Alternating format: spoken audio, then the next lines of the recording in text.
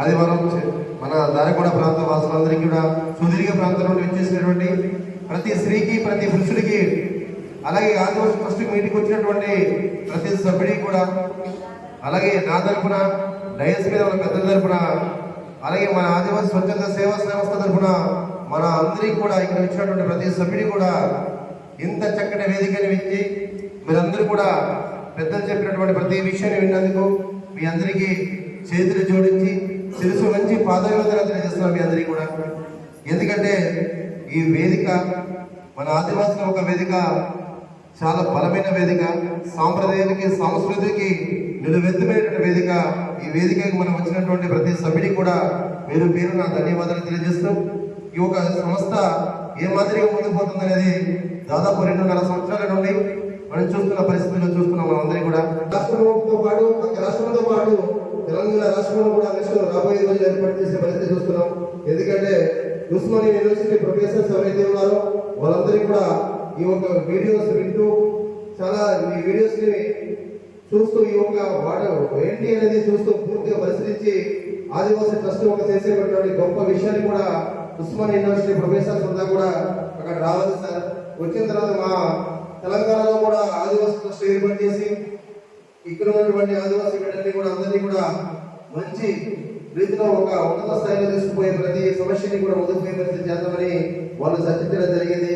అందుకబట్టి మన ఒడిశాకి మన ఆంధ్రకి కాకుండా తెలంగాణ రాష్ట్రంలో కూడా రాబోయే రోజుల్లో కూడా అక్కడ కూడా ఆదివాసీ ట్రస్ట్ తీసుకొస్తూ ఇక్కడే కాకుండా భారతదేశంలో కూడా ఉన్నత స్థాయిలో ఎదిగే పరిస్థితి ఈ సంస్థ తీసుకుపోయే పరిస్థితి చేద్దామని ప్రతి సభ్యుడిని కూడా మనవి చేస్తూ, ఎందుకంటే ఈ వ్యవస్థ దాదాపు ఈ 2.5 సంవత్సరాలనే దాదాపు 9 బ్రాంచ్లు 10 బ్రాంచ్లే కాకుండా దాదాపు 1,80,000 పైచీలకు సంస్థలు ఉన్నారు. ఈ 1,80,000 పైచీలకు ఉన్నటువంటి ఈ సంస్థని మనం అందరినీ కూడా యావత్ భారతదేశమే మనం ఉండే పరిస్థితి తీసుకురావాలి. మన భారతదేశంలో దాదాపు 29 రాష్ట్రాలు ఉంటాయి. 29 రాష్ట్రాల్లో 18 రాష్ట్ర ప్రాంతాల్లో కూడా ఆదివాసీ సభ్యులు ఉన్నారు. ఆ ఆదివాసీ ట్రస్ట్లో ఉన్నటువంటి ఈ ఒక మంచి విషయాలు ఈ 18 రాష్ట్రాలను కూడా వినిపించే పరిస్థితి రాబోయే రోజు ప్రతి సభ్యుడు కూడా చేయాలి. ఎందుకంటే మనం చేసేటటువంటి పనులు పూర్తిగా మన ఆదివాసుల యొక్క గొప్పతనాన్ని ఉన్నతాన్ని పొందడమే కాకుండా మనం పూర్తిగా మన యొక్క విధి విధానాలు చెప్పే పరిస్థితి ఉండాలి. రాబోయే రోజుల్లో ఆదివాసుల ఒక మడగడ జీవన విధానాన్ని కూడా మనం కాపాడవలసిన బాధ్యత ప్రతి సభ్యుడి మీద ఉంది. కాబట్టి మనమందరం కూడా ఒక బాధ్యతని భుజస్కంధాల మీద వేసుకుని మనమందరం కూడా అంచెలంచెలుగా పోయే పరిస్థితి చేయగలిగాలి. మనమందరం కూడా ఈ ఆదివాసీ ట్రస్ట్ ఎందుకంటే ఏ మాదిరిగా ఉంటుంది, దీని ఒక జీవన విధానం ఏ విధంగా పోయే పరిస్థితి ఉండాలి, దీని మడగడ ఏ విధంగా పోయే పరిస్థితి ఉండాలి, మన ఆదివాసుల యొక్క జీవితం ఏ విధంగా ఉంది, పూర్వ చరిత్ర ఏ మాదిరిగా ఉండేది, రాబోయే తరాలు కూడా ఏ మాదిరిగా ఉండే పరిస్థితి చేసుకోవాలనేది మనం అందరికీ కూడా తెలుసుకునే పరిస్థితి చేయాలి. రాబోయే రోజులు కూడా ముందుకు పోయే పరిస్థితి చేయాలి మనమందరం కూడా. ఎందుకంటే అది నా ఒక్కడితో కాదు, మనమందరం కూడా ప్రయత్నం చేసి ఈ వ్యవస్థని ముందుకు తీసుకునే పరిస్థితి మనం ప్రతి సభ్యుడు కూడా చేయగలిగినప్పుడు మాత్రమే వ్యవస్థ ముందుకు పోయే పరిస్థితి ఉంటుంది. దాంతో భాగంగా మన భారతదేశంలో నిజంగా మనం పుట్టడం చాలా అదృష్టవంతులం. భారతదేశం చాలా గొప్ప దేశం, భారతదేశం చాలా సుసంపన్నమైన దేశం, భారతదేశం చాలా గర్వించదగ్గ దేశం. భారతదేశం నిజంగా అన్ని కులాలకి మతాలకి వర్గాలకి భేదం లేకుండా లౌకికత్వం దేశంలో మనం ఉండడం చాలా గొప్ప గౌరవకారంగా మనం ఫీల్ అవ్వాలి. ఎందుకంటే ఈ దేశంలో పుట్టడం అనేది చాలా సంతోషకరమైన విషయం. దాంతో భాగంగా ఆదివాసీ ఒక బిడ్డగా పుట్టడం అనేది అంతా గొప్ప గర్వకారంగా ఫీల్ అవ్వాలి.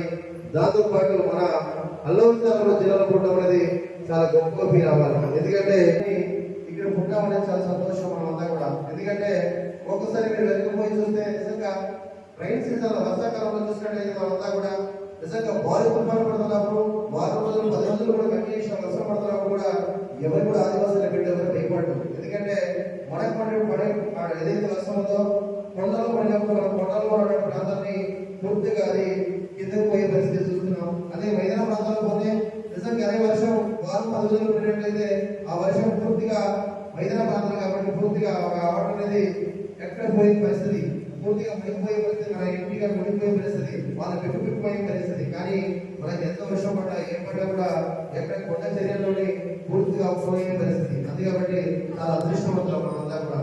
దాంతో భాగంగా నిజంగా ఎండాకాలంలో పోయినట్లయితే ఈ ఎండాకాలంలో పోతే నిజంగా అదే నువ్వు కిందకి ప్రాంతాల్లో పోతే అక్కడ కూడా ఒక గంట కూడా మనం ఉండలేని పరిస్థితి. కానీ ఎండాకాలంలో మన ఏజెన్సీ ప్రాంతం ఈ ఆదివాసీ బిడ్డ కూడా ప్రేమించగలగాలి, ప్రేమించి మన ఆదివాసీ వ్యవస్థని కూడా ప్రేమించాలి, ఈ భూమిని ప్రేమించాలి, ఈ గొప్ప నేలలో ఉండడం అనేది మనం అందరూ కూడా దాదాపు నిజంగా లక్షలాది మంది ఆదివాసులు అందరూ కూడా నిజంగా గర్వంగా ఫీల్ అవ్వాలి. మనమంతా కూడా ఆ గర్వంగా ఫీల్ అయ్యే పరిస్థితుల్లో భాగంగా నిజంగా భారతదేశంలో మనకి చాలా గొప్పగా నిజంగా బ్రిటిష్ వాళ్ళు ఆ రోజు ఎవరైతే ఉన్నారో బ్రిటిష్ వాళ్ళు కానీ, డచ్ వాళ్ళు కానీ, పోర్చుగీస్ వాళ్ళు కానీ ఎంతో మంది మన దేశాన్ని పాలించి మనల్ని పిప్పి పీడించి తిని మన యొక్క ఆశలు 78 సంవత్సరాలకు అడుగుపెట్టి మనకి దాదాపు 1 రోజులు అడుగుపెట్టిన పరిస్థితుల్లో ఉన్నప్పుడు నిజంగా ఎప్పుడు కూడా మన ప్రత్యేకంగా భారతదేశం అనేది చాలా గొప్ప దేశమే కాదనట్లేదు. కానీ మనకి స్వతంత్రం తీసుకొచ్చి మన విప్లవ ఎంతో మంది మనకి ప్రాణ త్యాగాలు చేసి ఒక దేశాన్ని తీసుకొచ్చి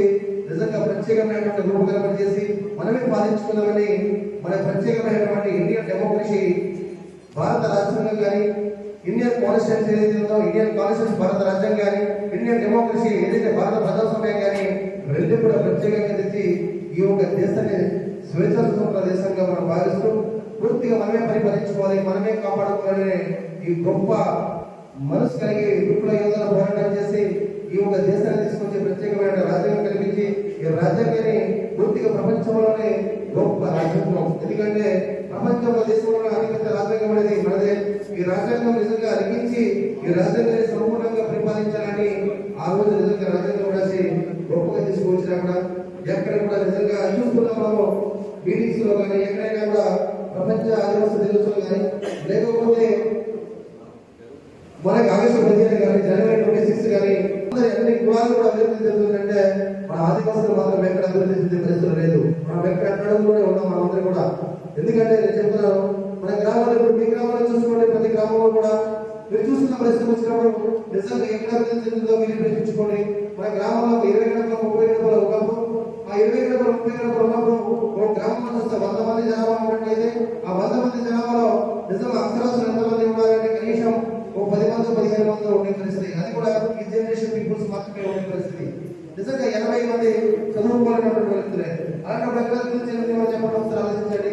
ఒక్కసారి మనం చూస్తే మన గ్రామంలో నిజంగా 100 మంది కుటుంబాలు ఉన్నప్పుడు 30 గంటలు 20 గంటలు ఉన్నప్పుడు మన గ్రామంలో డాక్టర్ అయినారా, లేకపోతే మనరస్థ ఎంఆర్ఓ కానీ ఎంపీడీఓ కానీ అయినారా, లేకపోతే sub inspector police department sub inspector స్థాయి వ్యక్తి ఉన్నారా, లేదంటే కూడా ఒక కంట్రోల్ స్థాయి ఉన్నారని ఒక్కసారి మీరు మనసాక్షి ఆలోచించండి. ఎవరైనా ఉన్నారా మన గ్రామంలో కూడా ఉన్నారా?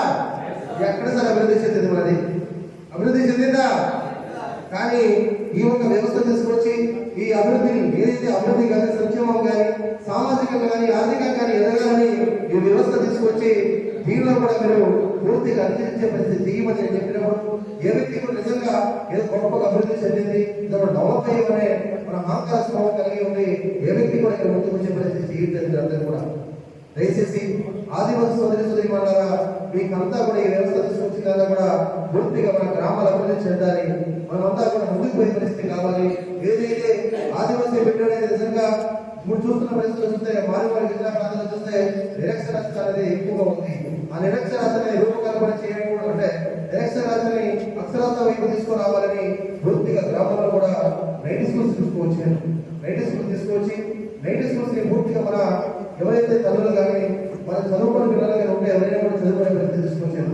దాంట్లో భాగంగా వాలంటీర్స్ తీసుకొచ్చాను. మన గ్రామాల అభివృద్ధి చెందాలి, రోడ్డు కానీ కరెంట్ కానీ మంచినీళ్ళు కానీ విద్య కానీ వైద్యం కానీ అన్ని రకాల అభివృద్ధి చెందే పరిస్థితిలో మన గ్రామాలు ఉండాలని వాలంటీర్ వ్యవస్థ తీసుకొచ్చి ఆ వాలంటీర్ ఏదైనా నిజంగా మీ గ్రామాలు అభివృద్ధి చెందలేదు అనుకుంటే ఇది పూర్తిగా మీరు జిల్లా అధికారులు చెప్పిన పర్లేదు, మండల అధికారులు చెప్పిన పర్లేదు, నాయకులు చెప్పిన పర్వాలేదు, లేదు అనుకుంటే మా సంస్థకు వచ్చి చెప్పినా కూడా పూర్తిగా మనము మీరు ఇచ్చినటువంటి ఏదైతే వినతి పత్రంతో పాటు మన ట్రస్ట్ సంబంధించినటువంటి లెటర్ పెడతో పూర్తిగా రాసి జిల్లా కలెక్టర్ కానీ ఏ అధికారి అయితే మన డెవలప్మెంట్ పర్పస్ మీద ఉందో ఆ డెవలప్మెంట్ పర్పస్ మీద అభివృద్ధి చేసే పరిస్థితి తీసుకొచ్చాం. అది కాబట్టి ప్రతి సభ్యుని కూడా ఇక్కడ మీ యొక్క అభివృద్ధి కార్యక్రమాలు ఏదైనా చేయాల్సింది ఉంటే మాత్రం మీకు అధికారులు తీసుకుపోయినా కూడా న్యాయం కాకపోతే ఆ సమస్యని ఇక్కడ తీసుకోరండి, కంప్లీట్ గా సమస్యని నెరవేర్చే పరిస్థితి తీసుకుంటాం. అందుకబట్టి ప్రతి గ్రామంలో కూడా చదువుకోవాలి, ప్రతి వ్యక్తి కూడా చదువుకోవాలని ప్రాధాన్యతగా ప్రాముఖ్యత కదా ఈ ఆదివాసీ ట్రస్ట్ తీసుకొచ్చి మొట్టమొదటి స్వీకరించినటువంటి విద్యని ప్రాముఖ్యత ఇచ్చారు. కాబట్టి ప్రతి సభ్యుడు కూడా నిజంగా మన గ్రామంలో చదువుకోవాలి, ప్రతి ప్రతి పిల్లలు కూడా చదువుకునే పరిస్థితి కావాలి. ప్రతి వ్యక్తి చదువుకున్నప్పుడు మాత్రమే ముందుకు పోయే పరిస్థితి ఉన్నాయి. కాబట్టి దయచేసి మీ అందరికీ కూడా చదువు లేకపోతే మనం వెనుకబడిపోయే పరిస్థితి చూస్తాం. ఎందుకంటే భగవంతుడు మనకి 2 నేత్రాలు ఇస్తుంది, 2 కళ్ళు ఇస్తాయి, 3వ నేత్రం విద్య. ఆ విద్య లేకపోతే నిజంగా మనం వెనకబడిపోయే పరిస్థితి. ఇవే నేను కూడా చెప్తున్నాను. నాది కూడా మాది కూడా గిరిజన ప్రాంతం, ఇంటీరియర్ ప్రాంతం. నా గ్రామంలో కూడా రోడ్డు కానీ కరెంట్ కానీ మంచిగా లేని పరిస్థితి నా గ్రామాల్లో కూడా. ఇప్పుడు రోడ్డు వచ్చింది, కరెంట్ వచ్చింది, అది వేరే విషయం. కానీ నేను చదువుకునేటప్పుడు నిజంగా నేను డిగ్రీ కానీ బీఈడీ కానీ ఎంఎస్సీ బీఈడీ చదివినప్పుడు కూడా నిజంగా నా గ్రామాల్లో కూడా నిజంగా సరైనటువంటి రోడ్డు కరెంట్ లేని పరిస్థితి. నిజంగా చదివించకపోయింటే ఈరోజు నిజంగా ఈ వ్యవస్థ తీసుకొచ్చేవాడిని కాదు నేను. ఎందుకంటే